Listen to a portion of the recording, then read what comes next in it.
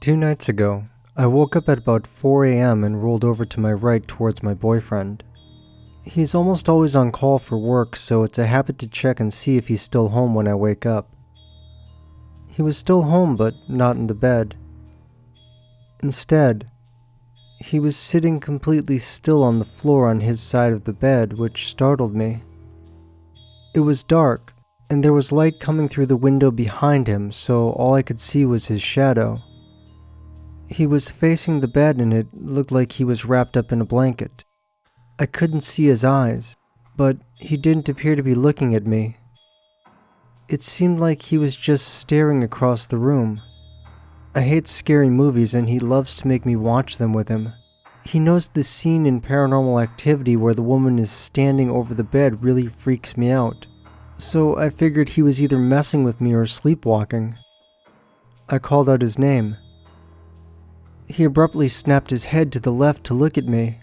Now I was sure he was just trying to freak me out, so with a bit of humor in my voice I said, "What are you doing?" I reached out towards him, most likely to comfort myself more than anything.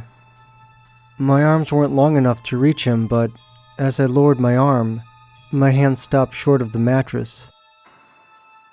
I looked to realize my hand had landed on my boyfriend's body as he was laying right next to me, and had been all along. This was not him sitting on the floor. I grabbed my boyfriend and buried my head in his shoulder. When I looked back up, the shadow was gone. I laid in bed for a minute looking for any explanation for what I had just seen. I looked for any shadows being cast by the window or the light shining under the door. I decided it was just a dream. I finally got up to use the restroom, and when I came back to bed, my boyfriend was awake.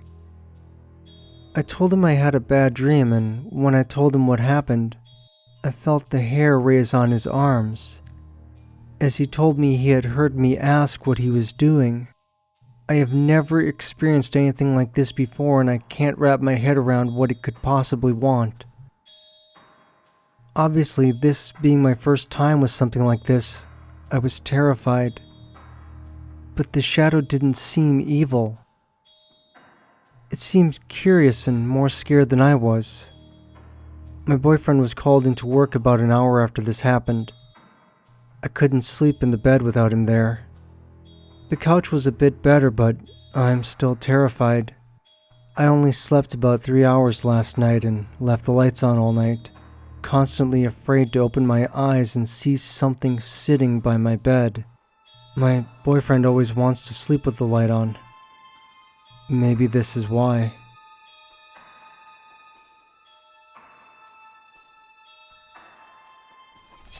When I was 16, I spent the night at my friend Mariah's house for the first time.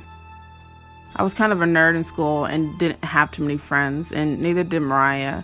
She had just moved to our town at the beginning of the school year and was outcasted for pretty much the same reasons I was: acne, underdeveloped, and flat out nerdy. So I guess we were just meant to be friends. Anyway, my staying at Mariah's house was the first time I actually slept over at a friend's house since I was a little girl. I had been to her house several times before, so I wasn't uncomfortable at all with going over there. The night started out great. We had ordered pizza, had a lot of popcorn, ice cream, and other snacks to keep us satisfied as we watched The Conjuring together. Her parents didn't really want us to watch it though, because they thought it'd scare us too much, but luckily they let us be for most of the night. But after the movie was done playing, they sent us up to Mariah's room for bed. After I brushed my teeth, Mariah locked herself in the bathroom to take a shower. The bathroom she was using was all the way down the hall, so when she went to go take a shower, I was left alone in her room. I flipped through some YouTube videos on my phone while she was in the shower to help pass the time. All was normal until I heard a creak in the hallway. Now, it didn't startle me. I figured it was Mariah returning for something, as her parents had gone to bed already, so I continued searching through funny vines and channels that I had already subscribed to. Then that's when I heard another creak. But this time, it was followed by footsteps. Mariah, I got up off her bed and peered out into the hallway. I looked it up and down, but nothing was there. Only the crack of the light under the bathroom door and the sound of the shower could be heard. I returned to Mariah's bed, figuring the house was probably just settling or something. Just as I climbed in it, I heard the footsteps again.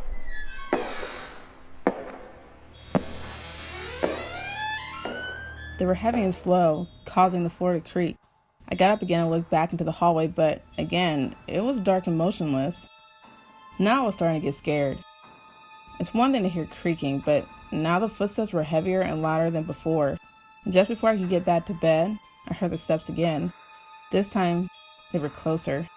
I got back up and slowly inched to the door, shaking, and I looked into the hallway, but once again, there was nothing. I went back to Mariah's bed, trying to convince myself I was just hearing things or psyching myself out. I sat on the edge of the bed and reached for my phone, but it wasn't there. I remembered leaving it on the bed when I got up to look in the hallway, but when I got back, it wasn't there anymore. I looked everywhere in her room for it too. I looked under the bed, on her desk, on her dresser. I even ripped off all the blankets from her bed and fluffed them out, but nothing. My phone had a bright blue cover on it with a pink cupcake sticker on the back, and the carpet was beige, so it wasn't like it could just blend in with the surroundings. Just as I began looking over the bed again for my phone, I heard a door creak open slowly. I figured it was Mariah finished with her shower. "Hey Mariah, I can't find my phone," I said as I walked into the hallway. My heart skipped a beat when I walked out there, because not only was the door to the bathroom still closed and the shower still going, but I also heard the footsteps again. They were heavy just as before, but quicker, and they sounded like they were coming up the steps just outside Mariah's room. Completely freaked out, I ran back into Mariah's room and shut the door. I went and sat on the middle of the bed, too scared to do anything. I didn't know which room her parents were in, but even if I did, I wasn't about to go back into that hallway. I didn't know what to do, so out of fear, I just waited for Mariah to come back. I sat there for a few minutes until I heard the creaking again and then a loud stomp behind the door. I still didn't move. Instead, I just sat there, frozen in Mariah's bed, surrounded by pale yellow walls that did very little to comfort me. I sat there for a few minutes until I heard Mariah call out to me from the bathroom. "Hey Ashley, can you bring me my pajama bottoms? I left them on my chair." I silently cursed Mariah under my breath, not wanting to go into the hallway. I just didn't want to move. I felt safe on her bed. Okay, I thought to myself. I'll just grab her pants and run through the door. I continued to sit there for a few more seconds before finally getting up and grabbing her pants. And slowly, I opened her bedroom door. Taking a huge breath, I ran the short distance down the hallway to the bathroom where Mariah was, banging loudly on the bathroom door until Mariah flung it open. "Geez, shut up, you're going to wake up my parents." She looked half pissed, but I couldn't completely tell because she had a toothbrush in her mouth.